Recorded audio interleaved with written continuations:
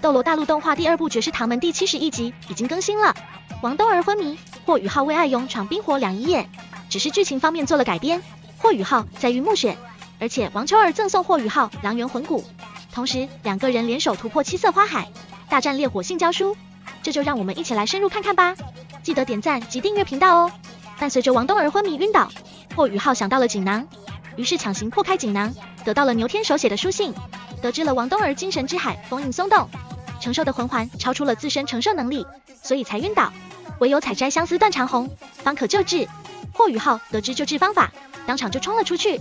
直奔落日森林。只是落日森林位于天魂帝国，霍雨浩和王秋儿利用飞行魂导器，强行突破天魂帝国的领空，自然遭到了天魂帝国魂师部队的追杀。不过领队之人居然是老朋友暮雪，但是霍雨浩没心情叙旧，直接施展精神攻击，对天魂帝国部队造成阻碍。随后暮雪一听是霍雨浩，便没有再阻挠。动画其实简化了两人相遇的过程。原著暮雪虽然认出了霍雨浩，但是站在国家立场，肯定是不会放任雨浩这么肆无忌惮的。但是动画就这么轻松放过去了。要知道在星斗大森林中，王秋儿、霍雨浩他们在寻找银鹰社的时候，结果遇到了三生狼猿。按照原著设定，三生狼猿被杀之后，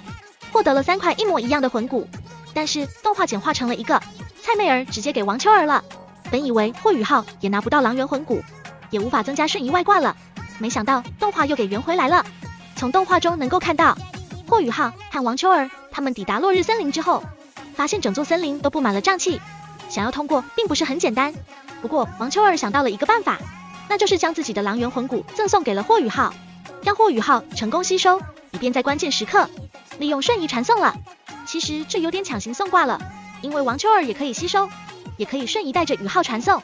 霍雨浩和王秋儿刚开始先用魂导燃烧炮震散了一部分瘴气，随后两个人凭借魂导防护罩一路前行。走到一半，他们俩发现所谓的瘴气其实是10万年植物系魂兽碧灵七绝花搞出来的。真正的危险在于碧灵七绝花的七色花海，只有突破七色花海才能进入冰火两仪眼。不过这个时候霍雨浩魂力有些支撑不住了，关键时刻王秋儿出手了，亲自驾驭魂导推进器，一起带着霍雨浩前行。即便如此，王秋儿和霍雨浩闯过七色花海仍有一段距离，何况永动之域形成的保护罩也即将破碎。这个时候王秋儿送的狼猿魂骨起作用了，霍雨浩最后时刻利用瞬移，终于突破七色花海，成功进入冰火两仪眼。霍雨浩、王秋儿进入冰火两仪眼，并不是率先碰到幽香绮罗仙品，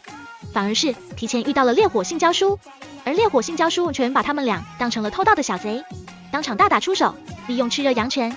幻化出火女，霸气反击。霍雨浩和王秋儿两个人一起并肩作战，大战烈火性交书，双方打的也是相当的炸裂。不过他们俩是打不过烈火性交书了，关键时刻召唤出了雪女。下一集雪女将吸收寒极冰拳，变成雪地，从而吊打烈火性交书。以上就是本期的全部内容，各位怎么看待本集的改编呢？欢迎一起讨论。感谢收看，我是小红，我们下期再会。